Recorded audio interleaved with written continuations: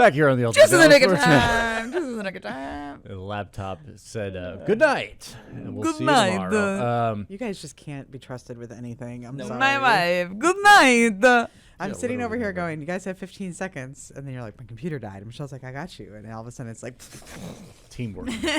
We That's That's why WFA Sports is the Excellent. back-to-back sports excellence. because you can plug in your laptop in less than 10 seconds. That's exactly right.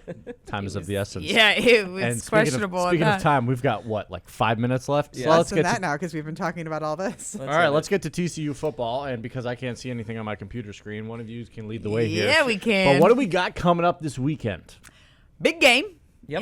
In the I was gonna say in the Northwest, but like what? In Dublin. Not the also Northwest. the wrong direction. Not Yeah. even in the northwest of Ireland. Reroute. You look like one of those airplanes. Let's pull up the schedule, Kelly. Let's get into No, this is what more looks fun. like. Ireland. They play Saturday against North Carolina It came up quick. in Ireland. Yeah, it's on us. The last Ireland game was pretty good. We had a Yes. local kid make a game-winning kick, which was nice. Yes. But we get the rematch. Mm-hmm. This was kind of the big thing last year was TCU taking UNC to the woodshed. You know, introducing Bill Belichick to college football. Welcome, Yeah, Bill. Which was great. Hello, Bill. I mean, Ben, shoot. That aside, that the question will be whether or not they can replicate that performance, right? Because that they set the standard last year. I don't necessarily know if that's fair, especially given that it is a wildly different circumstance and a wildly different location. Yeah. The Ireland of it all is crazy. But aside from that, let's say even if it's close, they'd pull out a win there. Grambling State, Arkansas State, and UCF all feel like they're winnable games. You're looking at a potential 4-0 start heading into number 14 BYU at the start of October. That's And not that's their bad. first meaningful home game, first meaningful home conference game. Yeah, it's going to be a really tough test if BYU is what BYU is expected to be this year. And then with Baylor, it's always a big rivalry game. So there's this first half, to your point, of the season looks like it could be 3-3. It could be 4-2, 5-1. You know, really kind of that I think record hinges on, to your point, the opening game. I will say this. It's crazy to think that back in 2023 they were in the national championship, and that's the furthest that any Big 12 team has gone in this little era of expanded is. playoff football. After a down year following that, they've had back-to-back 9-4 seasons. It's a solid And program, yes. It's exactly. I mean, this season, I think the biggest questions come with the fact that you have a brand new starting quarterback and a brand new offensive coordinator.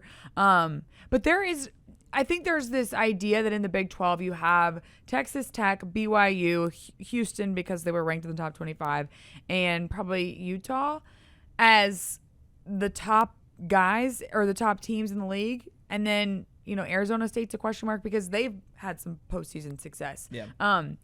I think TCU has a chance to go toe-to-toe with those teams, maybe not Tech. But then again, I think Tech has some question marks because you don't know what their quarterback is going to look like. I was going to say, the problem is, like, we might not know who TCU is by the time they face Utah or Texas. Yes, that's like that'll be the question, and we might not know who anybody in the Big 12 is just by the nature of the Of the conference. Big 12, exactly. right. So as much as there are rankings on this right now, this is not set in stone. Like we're looking at an SEC schedule where it's, you know, Missouri is ranking out the top 25. You know what I mean? Like this is kind of a wild card of a conference. I will say, I think the Big 12 has always been known for being an offensive conference. I think that probably still holds true this season. That said, you do have an experienced offensive line returning and an experienced running back room returning for the Horned Frogs.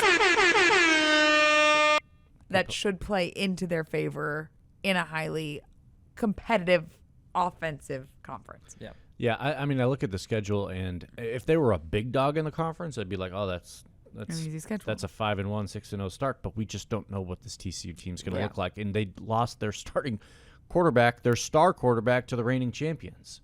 Yeah. That's Josh Hoover is now an Indiana Hoosier, and he's going to be hooping over there because I always thought he was really good, and he was good for TCU. Rockwall product.